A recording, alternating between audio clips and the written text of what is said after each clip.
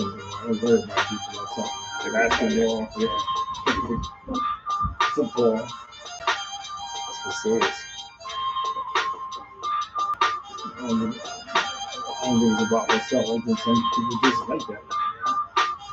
Like DJ Sanders, he went after Bradbury for nothing. Just called him trash. That was 2 years ago. Oh, it was Richard And they've been beefing every Tebow for 49. He called Bradbury trash. Bradbury. You said crack. I was thinking about Richard Sherman. Yeah, that's how I was saying that with some sorry receiver like crap.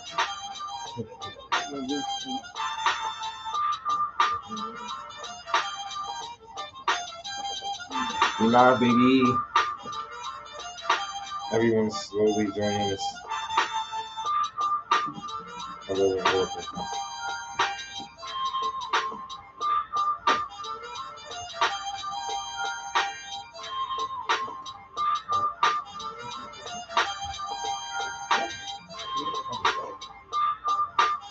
Yeah. Hello, everybody. Welcome. We'll be getting started shortly. I feel like this song's been on loop for a long time right now. Getting set up. Good. Ready? Everybody ready? I'm excited.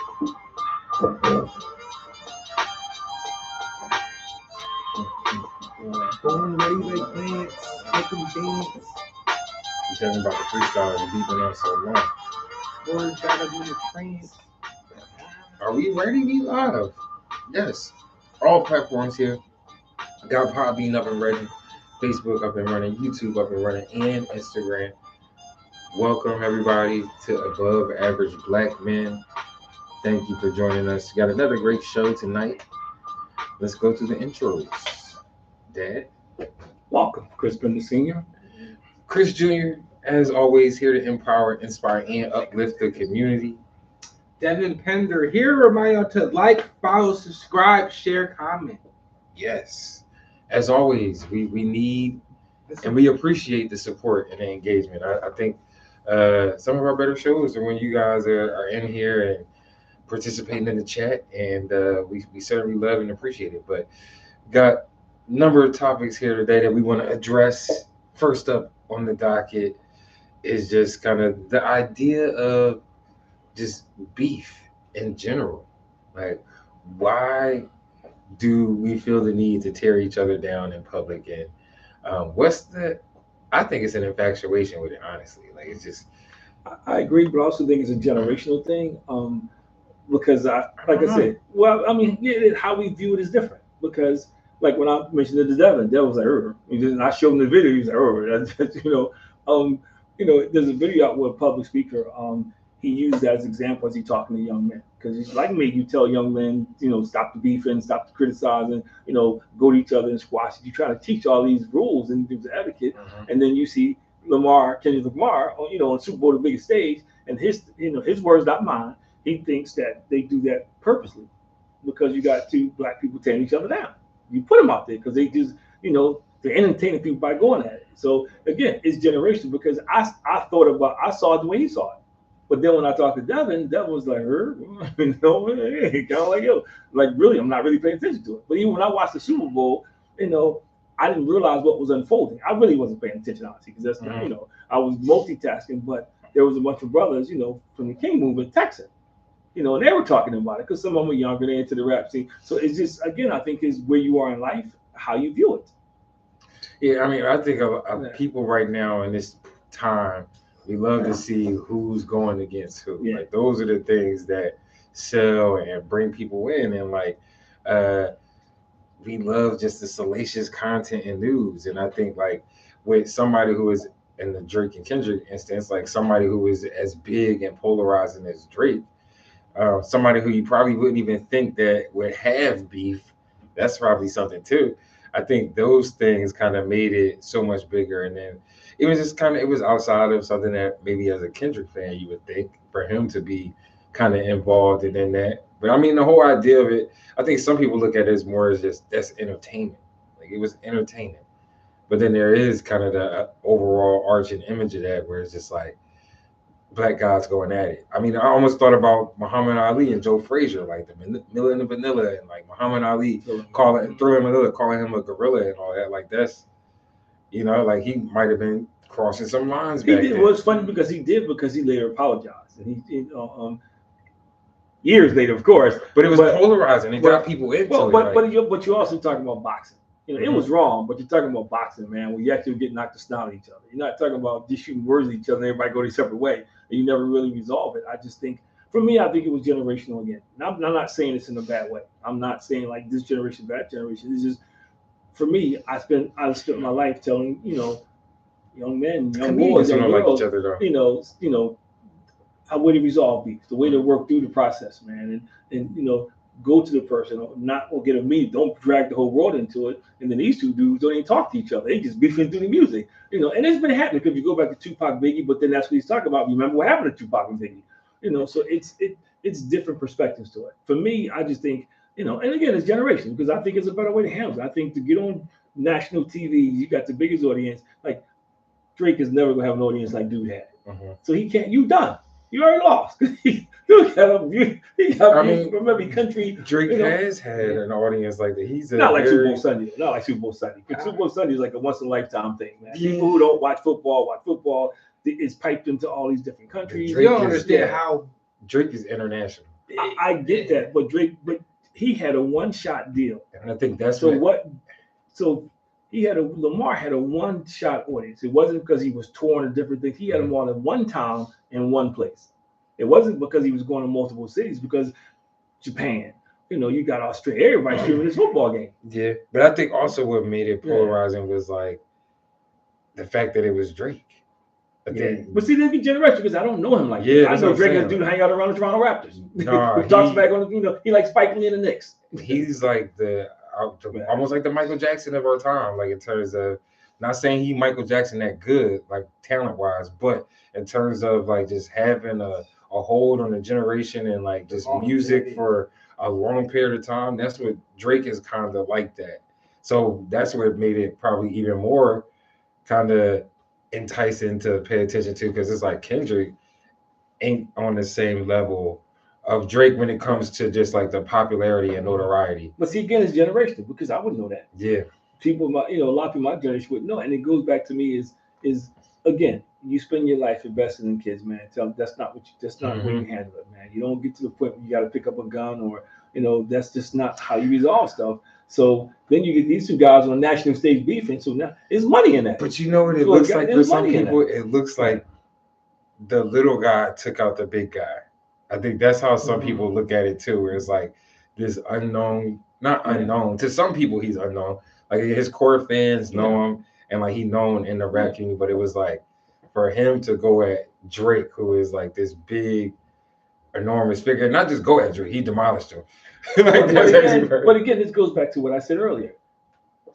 Drake can never have a response that at the same magnitude at the same time. He may be doing it in different markets and different small media things. Dude crushed up. I mean, it was over before the Super Bowl. Well, I don't know. I'm just saying that Super Bowl appearance, because people were talking about these in the music industry, saying how because of the stage he had, people who don't understand music, like you said, people are asking questions now, like what's going on, and so it's not like Drake can never have an audience at one time. Right. To respond to that. Reignited it, honestly, because I feel like it was one of those things where it was kind of like, okay.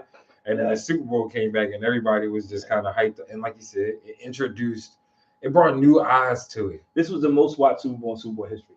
More eyes to it. It's crazy. So that means people who can't even speak English watch the Super Bowl.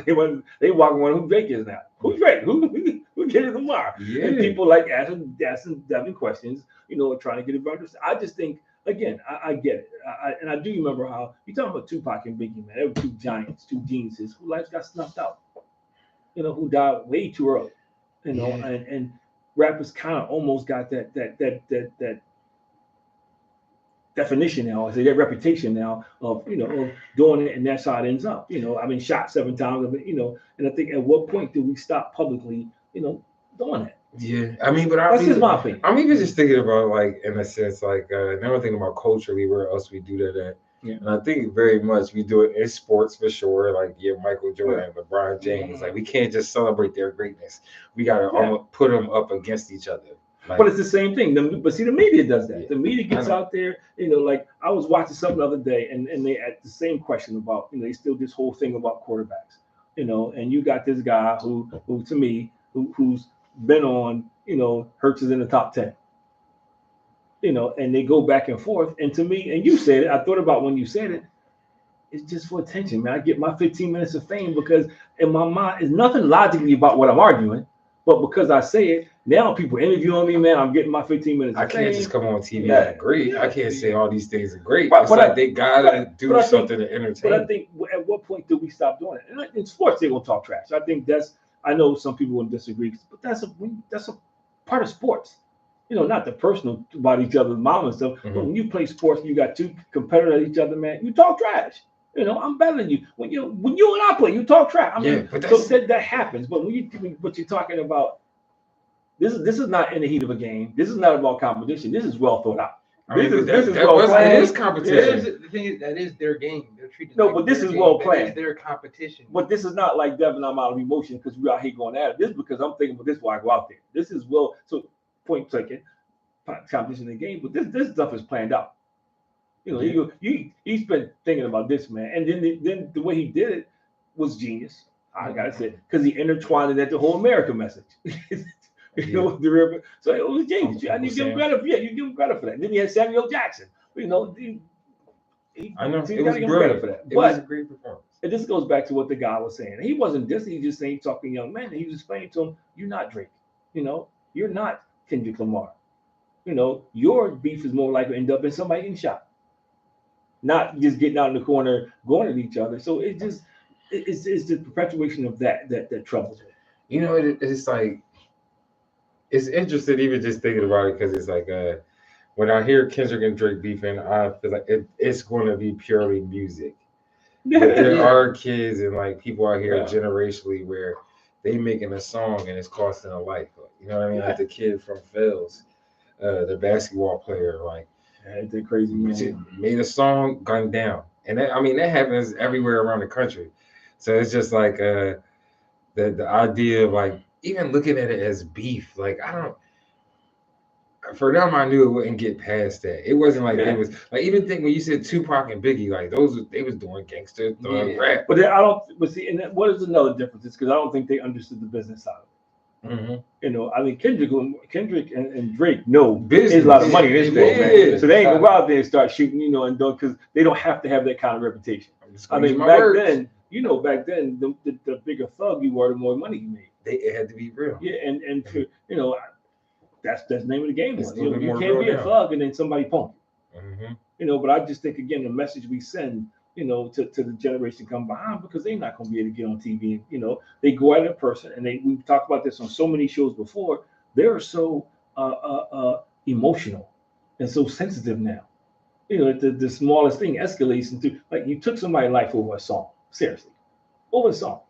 Now logically that makes no sense, but to that individual, he dissed me, man. It becomes a whole different thing. So when that message comes down, and then they snitch on themselves on the song. It's crazy out here. Yeah, so that's always my thought. Is like what happens.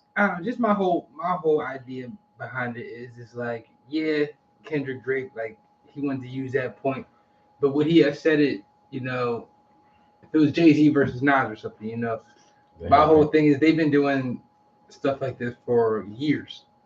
See, again, that's why I say this generation. This is starting in the 80s. These were battles back in the day. Well, it was way back then. Shoes look Tupac and all that. It's been going on, and that's why I say it's a generational thing, because I don't know about stuff about Jay-Z. Yeah. So to me, and a lot of these kids don't know. Because these kids don't know the history of squat. Most of them don't. They just whatever the most recent thing is, and they always put their spin on it. History is they're like 2000s. Most of them are not sitting there looking at it thinking like, they're, to your point, they're doing this like businessmen. They're not gonna get out there and start shooting each other, following, stalking each other. They're not thinking like that. They're thinking of the beef inside. They're thinking of, he got back at him, so now he got to get back at him. That's how they're thinking now. It's a different generation, and I think that's evident in the fact that, like you said, they're businessmen first. Yeah. They really are, and I think that's where kind of, even when people look at this and like when you're saying beef, it's like this is just a heated back and forth. between two guys musically. Well, for them it's beef because it's not gonna go any further. For them they beefing. I mean, but it's just that's even funny to think about too. Like ultimately, like what is beef? Like is it just like having a disagreement going back and forth, or is it something like where it can be like this like is back in the life 70s, altering? Back in the 70s, when they was beef, they would break dance. I'm just saying, it's kind of funny. That's what I'm saying. Like, what's beef? Chris Broussard used this example all the time when he said, Chris Broussard used the example all the time. He said the Eagles, are hardcore dancing, and Kansas City was breakdancing. He was like, so this is a great analogy because they out there trying to do all this crazy stuff, and he was like bare knuckle. They like, yo, let's go. So I think, yeah, that's the best part of the perfect example. But that's why I think it's also generational. Because we look at it differently, and I see it a little clearer now because talking to Devin, but before then I'm thinking the same thing. I'm listening to the guy on the tape. I'm like, yeah, it makes sense because I'm talking to these kids in school, and all they think about is get even. Somebody got me. I got to get back. I got to get back. I can't look like a punk. I can't, So it kind of, And then it just goes in this cycle. Yeah, and then there's always somebody who takes it further than they should go. Mm-hmm. There's always that one person who's going to pull out a gun, pull out a knife, and it goes a step further than it should ever go. Whether it's over a girl or a phone number or kid from Fells. That wasn't his life, man. He lived a double life, but he lost a double life. And he was a decent basketball player. So he just for what? Over a song. That's the crazy part too. They said he had solid grades, basketball player, like not even over the song. He was just into some dumb stuff. But you get caught up in it, and again because they said he actually might have shot Gilly's son. And that was that kid. Okay. He did say no. Well, actually, it's funny. Not funny, but you should say that because that he did say that. Gilly said that. Gilly said that that's the one who actually. He said on Shannon Sharp. Mm-hmm. On Shannon Sharp show, he said the same. He said that was the guy who actually killed his son. And Shannon Sharp didn't know, so everybody was like, "Really? Yeah." And he said it, but he said what you said. The kid was living a double life. But this goes back because these kids see this stuff and they think that's cool. And some people have such a desire to be cool that it supersedes common sense, man. Common sense, I got a chance to go to college. I got a chance to do all this great stuff. But you know what? I'd rather be cool in the eyes of my boys. So we've been on that one for a minute. Mm-hmm. So we move to the next one. Next one is kind of my favorite one, man. Do you think entertainers sometimes misuse their platforms? I give you the perfect example. A lot of gospel singers, they become famous gospel singers, and they think they're pastors now. They're giving out spiritual advice, and that's not you. That's not who you are. I'm not saying all y'all, but that's what happens. So I got a platform now, so I say stuff, and some of the stuff, like there's somebody who drives me crazy, man. And I got to stop saying his name because Devin says he's never going to come on the show. Y'all know what I'm talking about. You're going to get him one day. It just drives me crazy because he has a platform and he knows it. So he can say whatever he wants to say. I mean, yeah. Like I think people... But shouldn't it be a responsibility? Like he wasted his vote for Kamala. Why does that have to be a public thing? That's something you say in your house. You know what I mean? And I know why he said it because you're entertaining people. But those things. Why does he have to have a responsibility? He don't care. Well, see, that's the issue. You should have a responsibility. I think he wasn't raised like that. Whenever you get any kind of power, you get any kind of platform, it always comes with responsibility. Mm-hmm. Now he's not the first one because you got politicians do it all the time, man. People always abuse the power, but it doesn't make it right. My thing was, why do people feel that way though? When all of a sudden they don't have any power, they talk to them and everything's cool, but then when they get the platforms, they think they can become anything else they want to be on that platform. And that's the part that just like we were just talking about, his conversation about Christians in church, that happens a lot, man. Somebody gets into the platform. The kicker for Kansas City, none of you are glad they lost. He's another one because he's a J.D. Vance guy about women should stay home and not work. They should just have babies and all kind of stuff like that. Why are you getting in that conversation? So I think that happens. I know it happens a lot. I get a position, I get a platform. So now I think I can say whatever I want to say. And some people never come back from that because some people get fired. They get all kinds of stuff. They say money ultimately makes you more of who you are. And I think and I would. That's what, even the idea of they having a responsibility.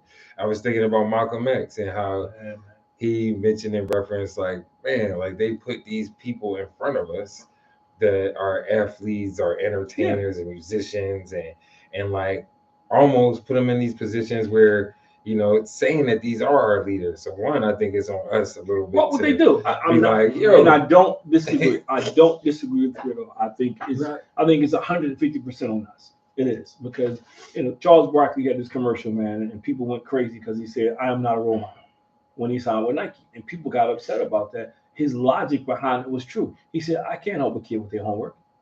If a kid getting bullied, there's nothing I can do about it. This kid can never talk to me. He can see me on TV, look at my posters." He says a role model is supposed to be somebody you can talk to, somebody you can really know. You don't know me, and people, America went crazy over that. How can you say you're not a role model? So to your point, that does happen all the time. And the funny thing about it, he's famous now because he was a knucklehead. He turned into billions of billionaire now. People love to see it, like just kind of the. But I think I agree with you, but I also think you may think you don't have responsibility, but there's responsibility, man. With great power comes great responsibility. I'm still not from Spider-Man, but it is because the bigger your platform gets, the more people listen to you. The bigger you get, the more people believe you. There's people who believe you could be wrong for 10 days straight, but because you're in this position, let's look at politics. Politics is a perfect example. I was actually thinking about Joe Rogan's podcast. There's some politicians, man, who the milk could be running down their mouth and the cookie crumbs on their teeth, and they say they didn't eat the cookies to drink the milk, and people will believe them, despite what they say. That's how the world works. Right, it is. But why is it like that though? Why? And people are foolish. So let's look at it from why do you think they don't think they're not responsible? I mean, I'm not disagreeing. I'm just curious. Why do you think people feel like I'm not responsible for what I say? Why do I think they feel like that? Because they ultimately are doing it for themselves. Like, is there, like, even we named him who shall not be named right now. and if we ever get him on the show, somebody can say, "No, our ratings will definitely go up," because that would be an interesting conversation. But like, it's a lot of ego there. You can hear it even when they talk. Like, this is me. This is my show. Like, this is my thoughts. Like, some people show up for that, to hear these individuals talk like that, and two, like, even I just mentioned like Joe Rogan. Like, I just saw he trying to backtrack and like separate from Elon Musk a bit, like, because he was having him on his podcast all the time and was buying into some of them ideologies. But like, it's like once people are like, "Hey," but you gave going too far. But you gave the perfect example. You're going too far. And I try not to mention his name, but Trump is not doing anything he said he's doing everything he said he's going to do. Everything he's doing, he said he was going to do. The only thing he's doing that he didn't do was lower the price of groceries. But everything else, so I don't get why people are surprised and you backing off now, but you voted for him because of that. You voted for him because of those things he said. But that's my perfect example. Dude has a history of lying. He's filed bankruptcy all this time, and people still believe him. Crazy. That's my president. Or I was looking at something yesterday, and this Caucasian lady, who is really getting a double whammy because if they do mess with Social Security and Medicaid, she won't get whacked there. Her son lost his job because of the cutoff. Well, I believe in the end it's going to work out. I believe in the end that he's going to be the greatest president ever because it's going to take him what he's going to accomplish. How many people are going to die?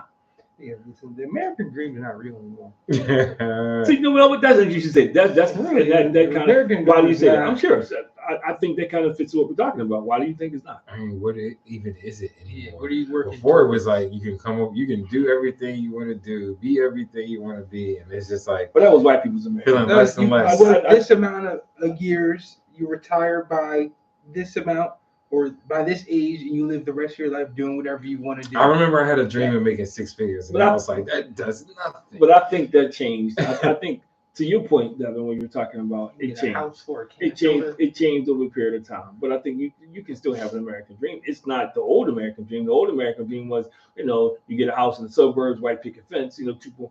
That's not it anymore. So you can still have your version of the American dream. It's not going to be easy. And it's gonna cost a lot more now. But like Chris said, it's gonna cost a whole lot more now. That's even kind of funny to think about and say out loud. It's just how we used to have a uniformed idea of what the American dream was. That was the standard set for everybody. Right. Mm-hmm. And then now it's all over the place, just like our politics. Like, it's just funny to think, like, man, the American dream can mean so much to you now. Well, I think it's all over the place because the classes have changed. There is not just it used to be a lower class, a middle class, and an upper class.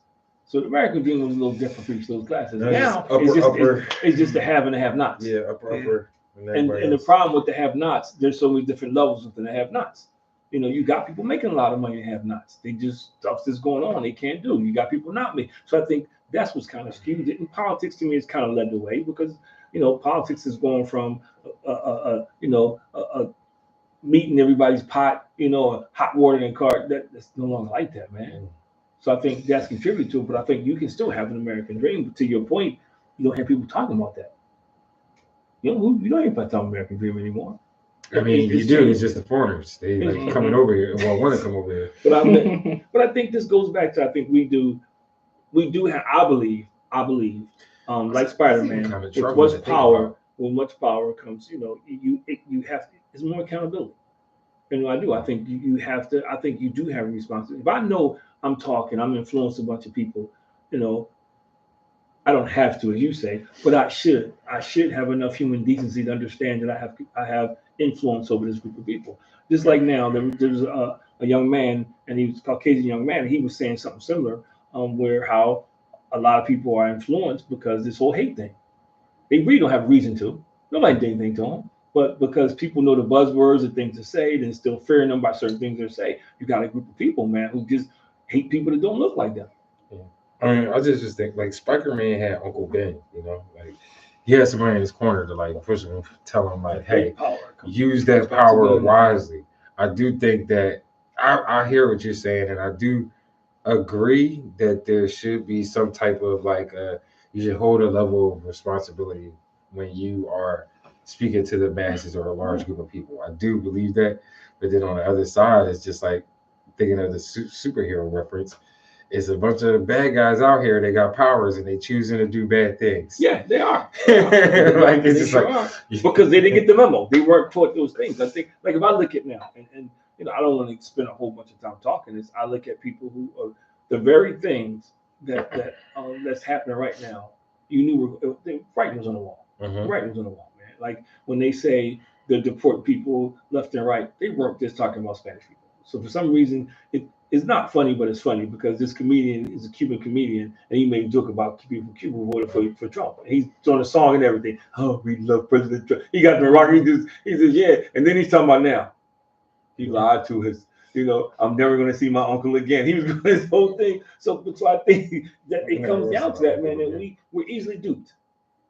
And I think we don't think we have responsibility, you know, like he doesn't. He says what he wants to say. He don't care if 10 people, I go back and read fun. Haitians eat cats, you know, eating people's pets and stuff. You know, he had people threatening to blow up schools over that. I think even just kind of schools over that. And there's no accountability and people hating Haitians for that. It's crazy. I still can't get past like the idea of thinking that, you know, what the American dream used to be and like the fact that we kind of don't have that now. And the fact that we can't necessarily, as a country, really agree on anything. Well, and then changed. Donald Trump changed for me. Also, I just think Donald Trump also was able to speak to pockets of people and just continue to divide us and like had that divisiveness just kind of explode. Like people ride off of one subject or like whatever. He was very good at taking advantage of. Look at the broader picture. He was very good at taking advantage of this individual attitude that we have. That whatever just affects me is my issue. It's just me. It's my issue. But he individualism. He worked it well. Yeah. He worked in churches. He worked in the synagogues. There's a large group of people who voted for him, and they voted out of their one issue. They didn't look at the big picture. And I think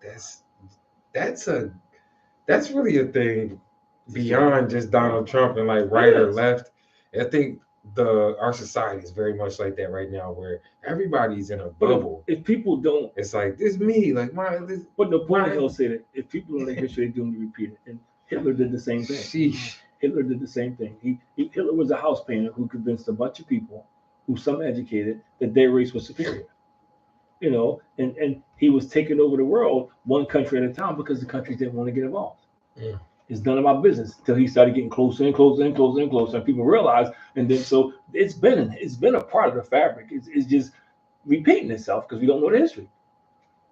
And I think it's more so now. That's not going to happen to me. It can happen to you, but that's not going to happen to me. Just like people crying, lady crying, my daughter getting laid off because of Dodge. I voted for him. He don't know you voted. He don't care, but he don't know you as an individual voted for him. But again, he not looking at last name, so he just you there, you out. That's that idea of like living in that bubble, and it's like, oh, that it happened to you, not me, or like, very selfish. Yeah, or selfish, or just like. But that's why those players. I don't even know, oblivious. And I know so this is made a pipe dream. That's why I think delusional. I think people need to understand that there's people like that, and they need to do a better job when you got the platform. I think you shouldn't just randomly say stuff, spit stuff out there. It's like Trump when the plane crashed. It was DEI. People repeating that. Nobody talked about Elon Musk was cutting fund. They were laying off people in air traffic control behind line. It's DEI. You don't know what cause to play. And people, why would you buy that? Well, people don't understand that what DEI is doing. University of Alabama is getting clobbered because the money for resources, that research that they're cutting, somebody said like 70% of people working, around the school, they on their research money. Yeah, I just was thinking about this though too when you were talking about having the level of accountability. But like, in some cases, those that like the people who talk like that, that's their intent. I agree. But that's their intent. I agree. To sow those seeds. I can't think who the rapper was in New York, and I just can't tell what did it. He was a rapper, but he's also like an influencer. He would tell people where he's going to be, and he would be there, and he would be giving out stuff and rapping and everything. Well, in New York, he did it, and somebody got killed. They tried to charge him. That's wild. He didn't. He because he would say, "I'm going to be here. I'm going to be rapping. I'm going to be doing this," and like pop-ups. And he did in New York, and all the thousands of people were standing there, and I think somebody got trampled on or something like that. They tried to charge him, inciting a riot. He didn't do it. He didn't. He didn't invite people. He said, "I'm going to be here." So, and I'm not for or against it, but I'm saying, your position in life matters too. Yeah. That matters too. And it goes back to if you're not, for instance, I can't walk out in the middle of the street and say kill Donald Trump and don't think nothing's going to happen to me. I can't. I can't go in a fire theater and hire fire when it's not a fire. I would be arrested. It wouldn't be about free speech or anything like that. So why should a guy get a mic because he's been promoted and say all kind of hateful stuff and he's cool? What do you mean? There's a guy that did that? There's a bunch of people who get a platform and they say, and they say stuff that's crazy because they got this platform that if they didn't have a platform, people wouldn't pay attention to them. Now, I agree with you. Most of them have always been like that. Mm-hmm. But now I got a platform. I can be more vocal about it. But some people get that platform because there's a group of people behind them. I would agree with that too. I would agree with that too. Like, but also people that love to see it. Like I tell young people, at what point do you have to be accountable for what you say or do? So I'm not this. I think everything you said is absolutely right. I think people like that and they put them out there for a reason. Mm-hmm. I go back to Kendrick Lamar in the Super Bowl. I think it's the same thing. People put them out there because we want to hear that. We want to hear you do stuff like that, man. I agree. Should have said Kanye West. Kanye West. Oh man, it's funny because see, that's why I gotta do some homework to get up in a rap game. Because it's this video where this rapper is undressing him about some stupid remark he made, and he must have finished by saying, "You don't listen." When you said undressing him, I was like, you have to be careful with Kanye. Oh yeah. But what he's saying is, no, you don't listen. He starts saying what's actually happening in the world and he starts off by saying, "You're a very intelligent guy." He doesn't start off by slamming. He said, that's what makes this worse. Mm-hmm.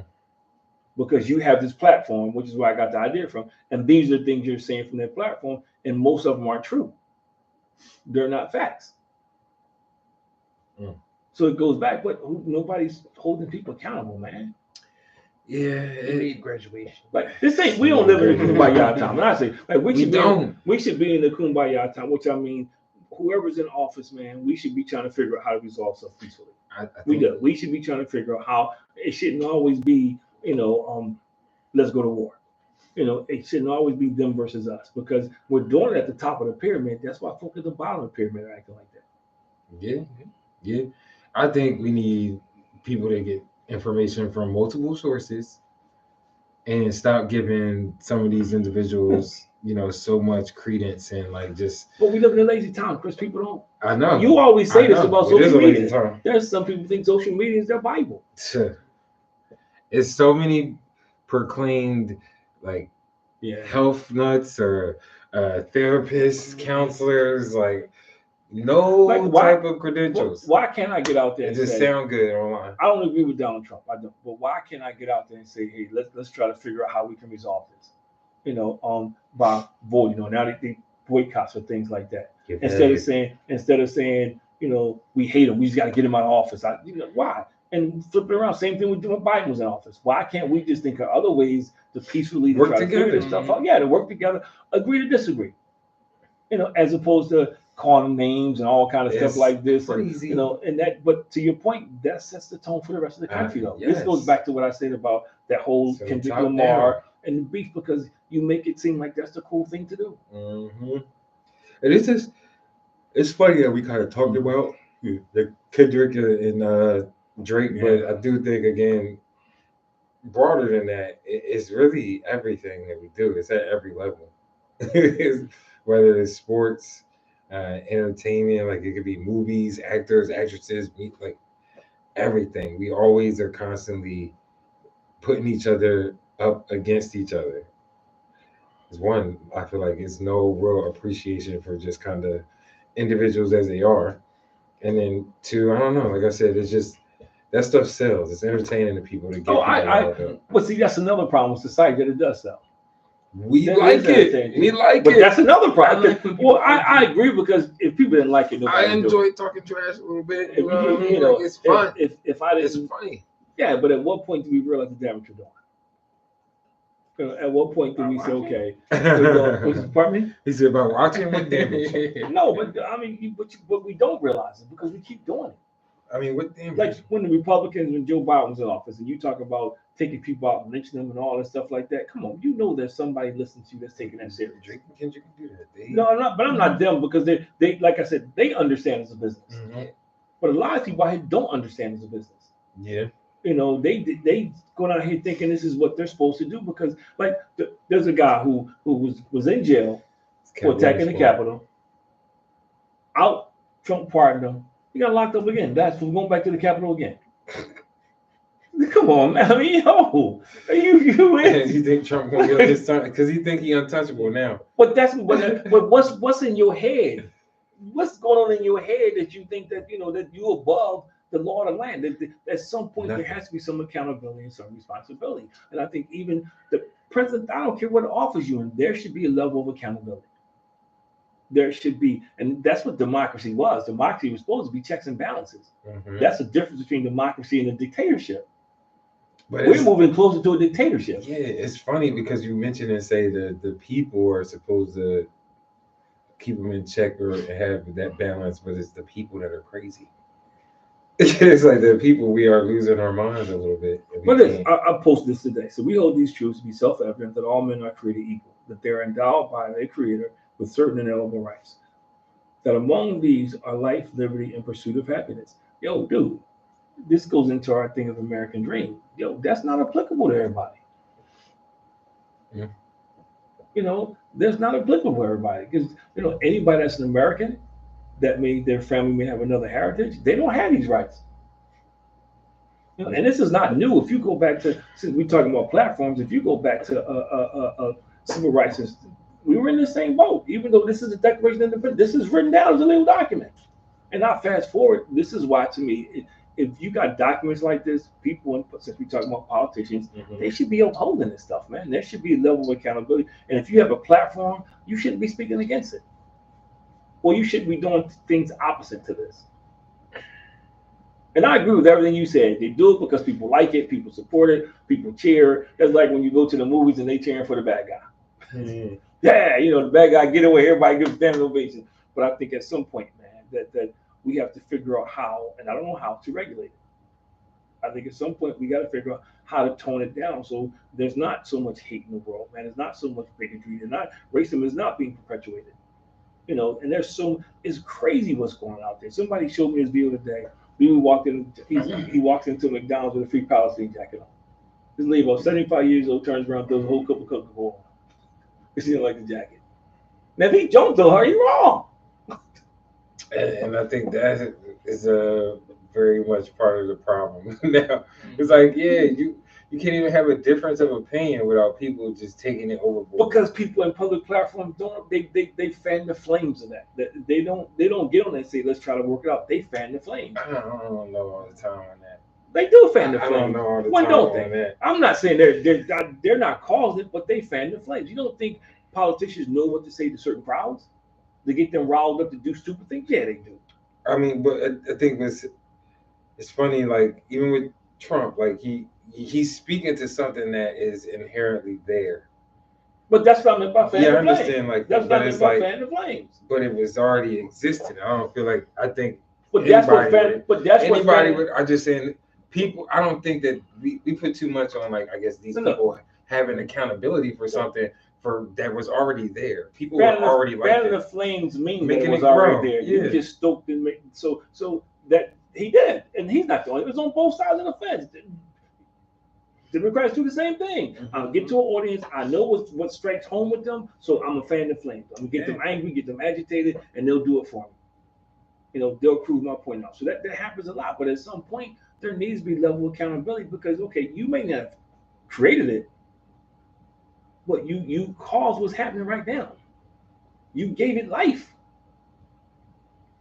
So I think at some point, society can never continue to grow positive. It's going to continue the courses on now if you just allow people to continue to fan the flames and push the buttons for hate and discord, and it's going to happen. It's going to continue to implode. Especially because more people get their license to carry, more people, starting to arm themselves, and that's their rights. Don't get me wrong, but some of these people are unstable, man. They're arming themselves and they're hearing this message and they believe it. And there's a lot. There's a video. Somebody showed me a video again. There's rather large black guys in line at Walmart, and this lady and her daughter keeps hitting them with the car. Mm-hmm. No reason at all, just because he's black, because he ain't supposed to be around there. And again. That's the kind of stuff, man, that people do stuff because they think they have permission to, because people in politics, I agree with you, they shouldn't, but they think now I got permission because these folk in politics tell me it's okay to act like that. It's just feeling emboldened. Yeah, you're right. And it's already there. Like you said, it's already there. They're not planting seeds, they fan the flame. They water the seeds. And it's just kind of interesting to think about in so many ways to me, because it's like, just thinking about Jim Crow and segregation and like just I guess how people were treated and how they acted, and like just those feelings that people harvested and had back then. Oh, yeah. Like I don't think a lot of that has dissipated or went anywhere. It's there. It just don't come out the same. I can't tell you that you can't come in here. I think but I for sure feel like that. America made a false assumption that it died when generations passed on. And it was passed on. Right. They made this. I think America underestimated the power of hate and bigotry. And it did get passed on. From grandfather to father, from father to son, and it starts to cycle all over again. Because you don't wake up. You're not born a bigot or racist. You're not. It's something that once you start to get in the culture or whatever, it starts to be taught to you, becomes a way of life. So I do agree with you, but things are never going to get better till you start attacking the problem. I was in a workshop today, in a STEM workshop, and somebody said something that was so powerful. Because the thing about science is, in science, the truth is the truth, no matter what you believe. It's the truth. If we just apply that to the world, forget about what you believe. The truth is the truth. What you see is actually happening. Now, I know it never will, but I think it goes back to that at some point we have to find a way as a country to hold people accountable and responsible when they have these platforms. I don't have an answer to how. I couldn't tell you. I don't, and that's why I likened it to somebody who becomes famous and all of a sudden they want to ordain themselves a pastor because they got a good gospel career and they say crazy stuff. And I heard them say some stuff. I've heard people say stuff who put themselves in this only because they had the platform. Without the platform, they would never be in that position. It's like too many people have a platform. Yeah, that's why it's like even when it's like even thinking about it, anybody can come on and like pretty much start speaking, get on here, and if you kind of speak to a certain group, that's how you amass and gain a following, and now you have a platform and like you can start spewing out whatever you want. I think that is so prophetic because I think the word following speaks for itself. Yeah, you got a bunch of folk who just follow people, man. I think that speaks for itself. But I don't know. I just look the way things are going, man, and I say, man, it seems like we're going backwards. We are. And people like to say, oh no, it just seems like we're not progressing, man. We're regressing.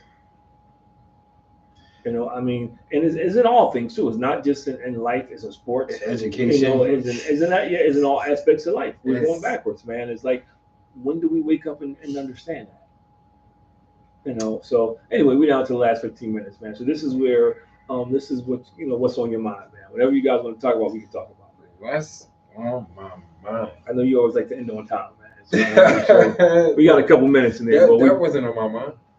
But I don't know, man. I feel like I was kind of feeling in the midst of this conversation and just talking about how crazy the world has been. Yeah.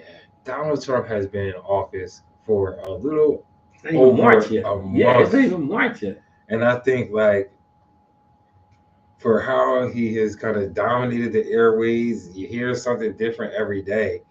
It's just like 4 years seems so far away. And then, like, I saw that it was a video. They had a cabinet meeting, the first cabinet meeting, and everybody's in there sitting down. Donald Trump's at the table. Everybody's around.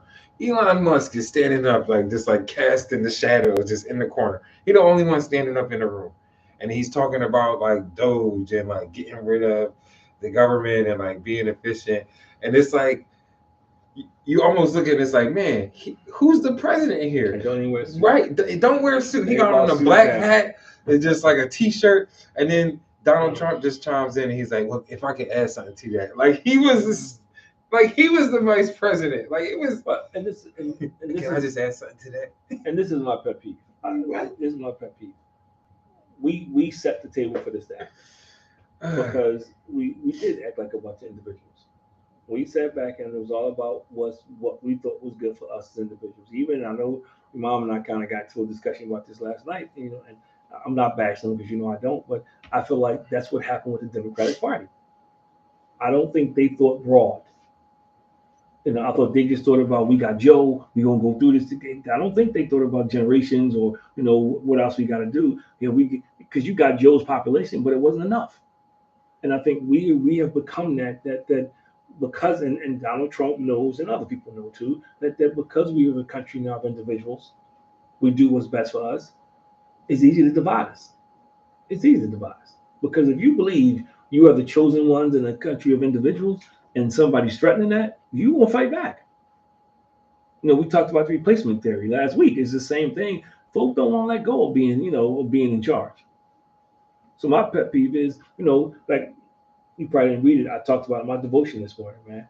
At some point, we got to go to work. At some point, we got to start. I always say this. I think the key to solving the world's problem is probably every black barbershop across the country, because they sit there and they talk. So we say. But they sit there and attempt to. But some of them don't vote. We don't hold our and I'm taking some stuff from you. We don't hold our politicians accountable. And then when stuff happens like now, everybody complains. What's great? We actually probably need to start at an even more lower realistic level right now, because I think things are dire, and I'm like thinking about like Black Panthers and how they was in the community giving out lunch and food, and like we need to start raising up our own candidates. Yeah, we need to be homegrown everything. We need to start raising our own candidates, which means find people who are young, like they did with Barack Obama. Mm-hmm. Find somebody who's young, energetic, man, who has values and morals, who can be unbiased for the most part, because we all have some biases. But again, that also means that I got to stop thinking about me. Because guess what? That person may not be like me. We may share some ideas, but that may not be like me. And I say the whole thing is, I'm a Christian, I'm pro-life. They were smart. He was smart enough to use Roe versus Wade to start the division, because people voted because they ignored everything else he said he was going to do. And we didn't mess around being World War III. We mess around. NATO's going to be against us. We're going to be like Russia if we keep it up. Everybody will be united but us. Mm-hmm. So I think we got to get past the individual part. And that's my challenge to folk, man. Just like somebody posted the boycott stuff. And I'm not telling you to boycott or don't boycott. And the first people, man, I ain't giving up this. Come on, man. Seriously. Give it to yourself. I can't give up this. That you shouldn't do it either. You can't give up Walmart. Be for real. So I just think Some people, Maybe maybe they in can. there, you know. But that's all of them don't. But see, that's the problem though. We don't.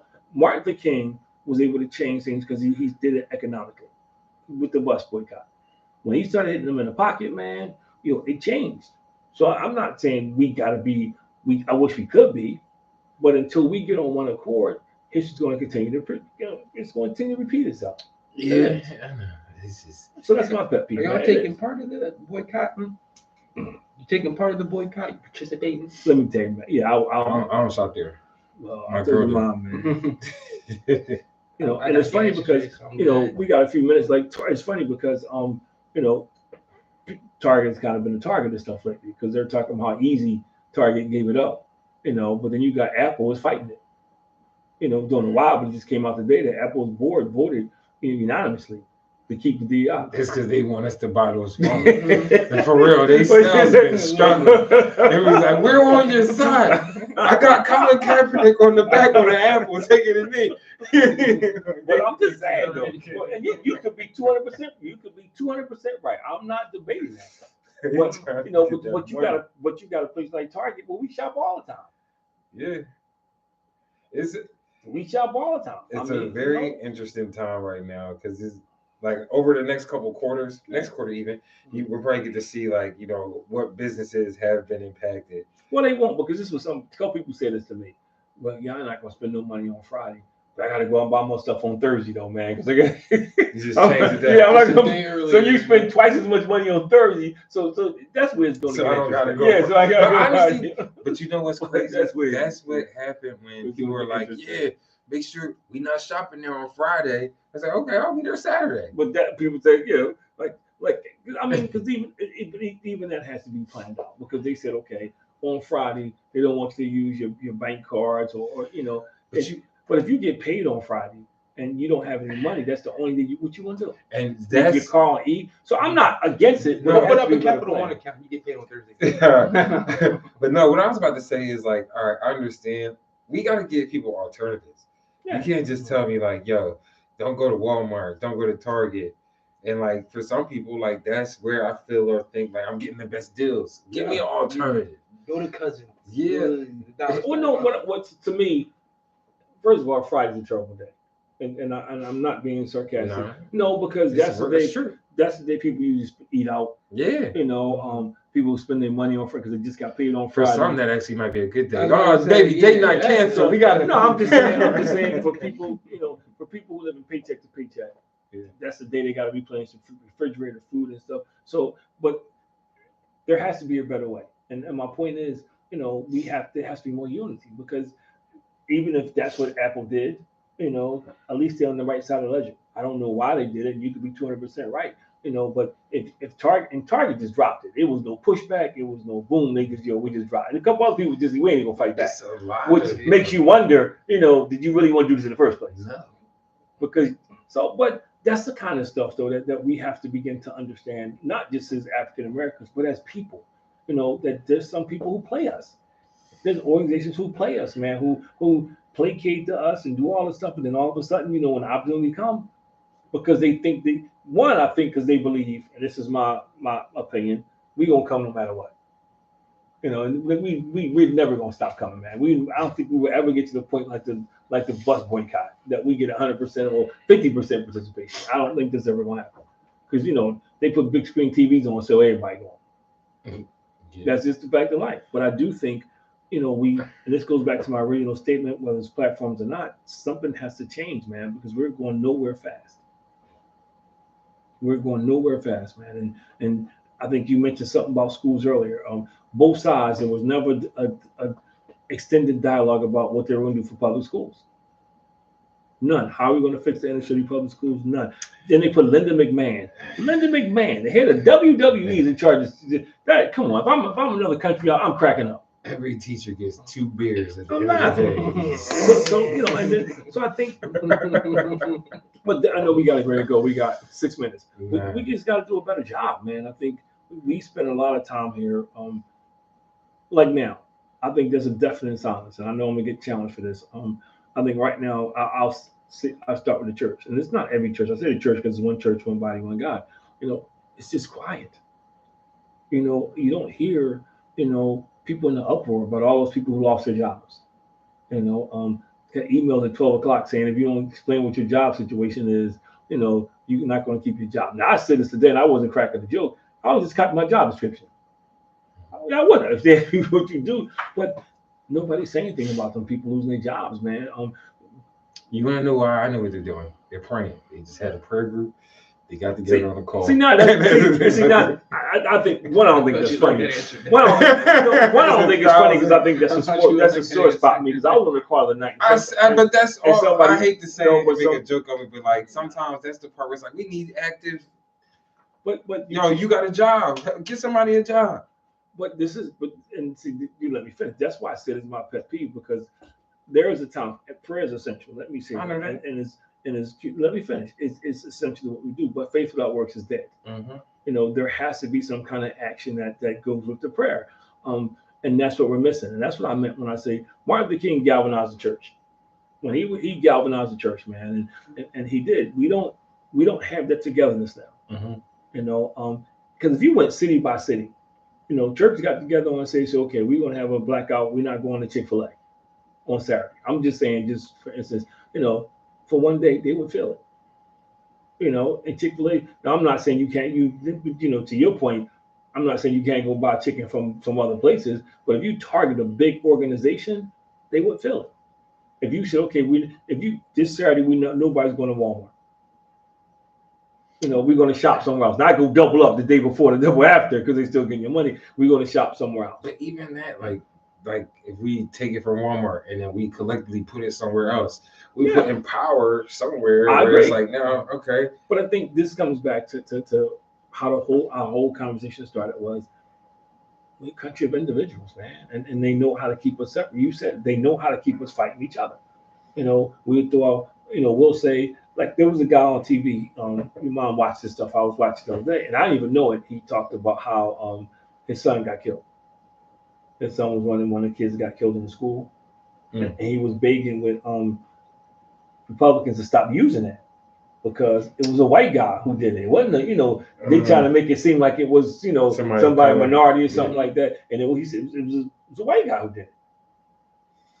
So I say that because this back to the accountability. They know what they're doing when they put other ethnicities and things and stuff that's not true. Just like DI, perfect example. He wanted to get rid of DI. That plane crash was a perfect example to bring it up to say.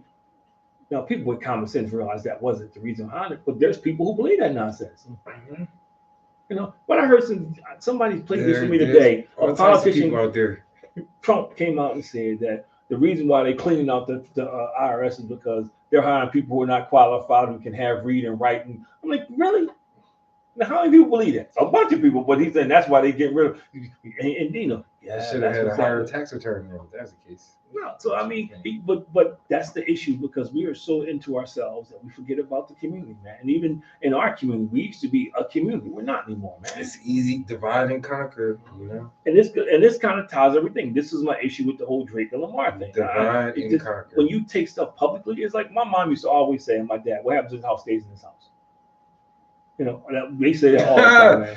They say that all the time. That was before all of this, Facebook, Instagram, everything online now. But people didn't talk about it. It wasn't online because you wouldn't have been putting online back then. No, I'm just saying now. There's a respect you have for your house that you, even if this was there, because you didn't talk about it. You didn't go tell your friends. You go, what happened in the house, stay in the house. And some of it was bad because crazy stuff we have in the house that we dealt with and nobody knew. But now it's kind of like, I'm looking out for myself. And that's where we live now, man. People it's about me. It's about me. It's about me taking advantage of somebody who can't look out for themselves. It's about me making the most I can while everybody else is poor and going thing. It's about me, living my life. And you're right, sports is a big part of it because there's guys who not talking about the championships, they just want to get paid. Mm-hmm. I'd rather play 10 seasons and make $10 million and then win a championship. I'd rather probably do that too, though. Mm-hmm. Say no, I wouldn't. Nah. Chad says it all the time. Chad Johnson, Ocho, whatever you want to call him. He was on the show with 2 shows. He was on the show with Bill Belichick, Ryan Clark, Chris. I can't remember. the Raiders. Chris Long played for the Eagles, and they all had 1 ring. So they were talking. He says, "Man, I can't stay here because I don't know nothing about that. I ain't never won nothing in my life." So he got up and left the segment. Then he was then Shannon Sharp and Chad Johnson of Ucho, they were interviewing Kobe Dean. So they started talking about winning. The Kobe Dean is, you forget this, he won 2 national championships, he won a Super Bowl, he won a Buckets Award. Yeah, and then he said that, he says, "Man, y'all got to stop talking about this because I can't relate to that. I would trade everything." So championships still mean something to some people. Yeah, very to true. some people, man. Very true. But anyway, we had the hour mark. Yeah, give me 2 max contracts. 2 max contracts. I could buy a ring. Have these dudes. I'll buy one for my career. But see, that's not you, but a non-athlete would say that. You want to earn the ring. You don't want to walk around the ring with a ring. You don't want to walk around with a ring on a you want to. I'm an athlete. You're an athlete. Or I'm an ex-athlete. This is 10 years of service in there. I wouldn't want somebody else's ring. I want my own ring. I want to win. That's like, and I know this is the wrong analogy to say, but that's like, on the 52-man roster, you number 52, and y'all win a Super Bowl. You don't feel the same way the dude out there, running around blocking, tackling. You're glad you got the ring and you're grateful. But when you out there blocking and tackling, man, and you make AJ Brown, the perfect example. And I think AJ Brown sometimes is totally selfish. But I wouldn't feel the same. In the world. But you wouldn't. AJ Brown said this. Come on, Thanksgiving. He was glad that they won. He said he was glad that they won, and he said that it meant a lot to him. But he said it didn't mean what he thought it was. And somebody asked my honest question. Some show he was on. They said, would it have meant more, if y'all won and you had like 150 yards receiving and you had taken? He said, yeah. I want to win. Winning is first, but what I do personally, I want to feel like I made a difference. Now he did in the game. He had some big catches. So I think most athletes think like that. Yeah, you do get some who just don't mind going for the ride along, but then most guys play the game to win. Yeah. You don't play to come in second. You don't come. And you're right. Everybody, because who just sold their ring the other day? Another athlete just sold their ring the other day. I don't know. I would be surprised if it was a football player. Yeah, it was a football player. I didn't even know. It was a football player, man. Sold his ring the other day, man. And, because what they didn't. I mean, they starting to give them guaranteed contracts now, so they're getting better. With having money. But, nah. Well, you don't need 10 cars, man. Yeah, you really don't. You got more. Definitely need 10 baby mama. Each day of the week. Definitely need 10 baby mama. But anyway, some of them think they do. Yeah, man. So we had these shows, man. We always come up with topics that could go on forever and ever and ever. And ever. We do. So I'm already thinking about next week, man. But yeah. So thank you for joining again. Another show here of Above Average Black Men. Yes, appreciate you guys. Devin, do your thing. Like, follow, subscribe, share, comment. A2BM. Check us out. All platforms. Thank you for those that jumped in on YouTube. I see it, Ariani. So I didn't turn this off yet. Text me the questions that you want to ask. That you want me to ask. Turn this off.